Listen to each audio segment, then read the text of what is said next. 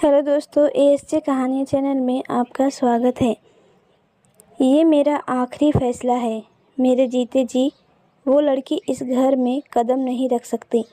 गुस्से से भरे स्वर में कहते हुए प्रोफेसर वर्मा ने अपनी छड़ी उठाई और घर से बाहर चले गए।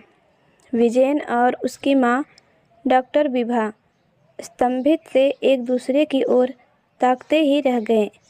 विजयन की आंखों की वेदना और उसके आहम को लगी चोट को माँ की आंखों ने तुरंत पढ़ लिया।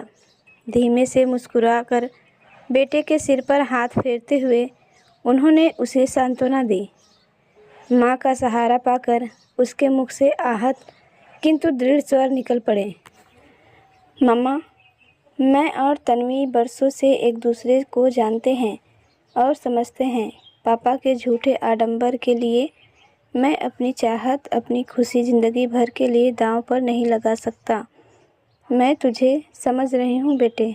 बचपन से आज तक मैं समर्थ होते हुए भी तुम दोनों भाइयों के बेहतर भविष्य के लिए कई बार अपने ईगो को ताक पर रख चुकी हूँ। सही मूल्यों के लिए तुम्हारे पापा से बहुत बार लड़ाई की है और आज जबकि तुम्हारी ज़िंदगी का अहम फैसला करना है तो भला मैं कैसे चुप रह सकती हूँ। माँ की बातों ने जैसे एक भरोसा दिया। उसे याद है बचपन में भी जब और जहाँ वो अनिर्णय की स्थिति में होता, माँ का आंचल उसे उबार लेता था। पापा ने भी अपने तरीके से उन पर मेहनत की ताकि हम कुछ बन जाएं, मगर पता नहीं शुरू से ही उनकी यह प्रवृत्ति बनी रही कि पूरे परिवार में उनका वर्चस्व बना रहे। उनकी मर्जी के बिना एक पत्ता भी न खड़क सके। माँ पापा दोनों ने हमारे लिए अपनी जवानी, अपनी ज़िंदगी न्यौछावर कर दी, लेकिन पापा कितनी बड़ी महत्वाकांक्षा हमसे जोड़े हुए हैं। विजयन के जेहन में अपने बचपन की सारी यादें ताज़ा हो उठी थी। अगले दिन जब वो तन्वी से मिला, उसकी हैरान परेशान हालत देखकर वो समझ गई कि माजरा क्या है। हंसकर बोली, मैं जानती हूँ सर ने तुम्हारे लिए बहुत ऊंचे सपने देखे होंगे। दरअसल मैं तुम्हारे काबिल हूँ भी नहीं। तुम कहाँ और मैं कहाँ। आखिर तुम्हारे लिए उन्होंने ता-जिंदगी संघर्ष किया है और किनारे पर आकर तुम उन्हें डिसअपॉइंट कर दोगे और इसकी जिम्मेदारी मैं होंगी। नहीं विजयन, कहीं कुछ तो गलत है। यहाँ इस जगह पर गलत तो सिर्फ पापा हैं। मैं उनके प्रति अपने कर्तव्यों से इनकार नहीं करता, मगर उनकी गलत बातों के साथ मैं समझौता भी नहीं कर सकता। विजयन के स्वर में जैसे एक ठोस निश्चय झलक रहा था। तन्वी, आई लव माय पापा, आई रिस्पेक्ट हिम, लेकिन तुमसे मैंने प्यार किया है। मेरी खुशी क्या मटेरियलिस्टिक है या फिजिकल फीलिंग्स के आगे गौर कर दी गई है। विजयन हाथों से पानी में कंकर फेंकते हुए भिन्नाया था। ऐसी बात नहीं है विजयन, ये तो कॉमन ह्यूमन फीलिंग है। अपने इतने अच्छे बेटे के लिए हर माता पिता एक उच्च शिक्षिता, सुंदर, संपन्न बहू की कामना क्यों न करे। तन्वी ने संजीदा स्वर में भौतिक दुनिया की वास्तविकता उसके सामने रख दी। तो तुम्हारा मतलब है बिना किसी अपराध के मैं उम्र भर की सज़ा भुगतूं? आखिर ये मेरी और तुम्हारी, हम दोनों की ज़िंदगी का सवाल है। विजयन ने रुष्ट होकर कहा तो तन्वी मुस्कुरा दी। मैं तो हमेशा हर कदम पर तुम्हारे साथ हूँ। जब और जैसा तुम कहोगे मैं तैयार हूँ। सुनकर तन्वी के हाथ अपने हाथों में लेकर उसने अपनी आंखों से लगा लिया। इधर घर में जैसे दो गुट बन चुके थे, माँ बेटे और पापा के। डॉक्टर वर्मा जो विश्वविद्यालय में रीडर की पोस्ट पर थी और अब उम्र की उस कगार पर पहुंच चुकी थी जहां पुरुष का वर्चस्व सहन करना उन्हें अनुचित लगने लगा था। वे उन्हें समझा रही थी, आप सिर्फ पिता नहीं, एक शिक्षित व्यक्ति हैं। किसी बात को प्रतिष्ठा का प्रश्न बनाने से पहले बात की गहराई पर तो विचार कीजिए। विभा, मैं भी उसका पिता हूँ, कोई दुश्मन नहीं। कितने अरमान थे मेरे दिल में उसकी शादी के लिए। मैं समझती हूँ तुम्हारी भावनाओं को, लेकिन शादी उसकी है, ज़िंदगी उसे गुजारनी है और इस मामले में हमारा हस्तक्षेप उचित नहीं। उसकी खुशी ही हमारी खुशी है। अब प्रोफेसर वर्मा फिर बिगड़ पड़े। विभा, मेरा इतना काबिल बेटा, हाईली क्वालिफाइड, ऊंचे पद पर। तिरस्कार से मुंह बनाकर उन्होंने कहा, क्या है वो लड़की उसके सामने? मेरे कॉलेज में पढ़ती थी, जानता हूँ मैं उसे। Just an average girl. न खूबसूरती, न क्वालिफिकेशन, न संपन्नता। खासियत ये है राजन कि दोनों एक दूसरे को पसंद करते हैं। जब लड़के खुद महसूस करते हैं कि ज़्यादा हाई फाई लड़की उनके वश की नहीं, तो आप उन पर अपनी इच्छा थोपना क्यों चाहते हैं? पड़ोस के सक्सेना जी के घर का हाल छुपा तो नहीं है तुमसे। आखिर उन लोगों ने लड़के की मर्जी के खिलाफ पैसे वाले की फैशन परस्त बेटी लाकर क्या पाया? सोसाइटी में अपनी एक पहचान बनाने के शौक़ ने उनका सब कुछ खत्म कर दिया। लड़का शराब में डूबा रहता है, बहू आधी रात तक क्लब में रहती है।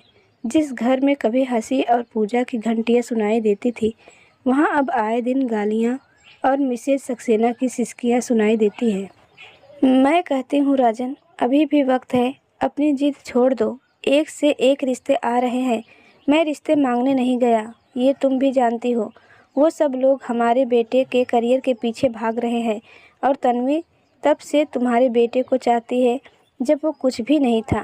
विभा के तर्कों के आगे राजन निरुत्त हो गए, लेकिन सिर हिलाकर बोले, अरे पसंद ही करना था तो किसी हाईली क्वालिफाइड लड़की को पसंद करता।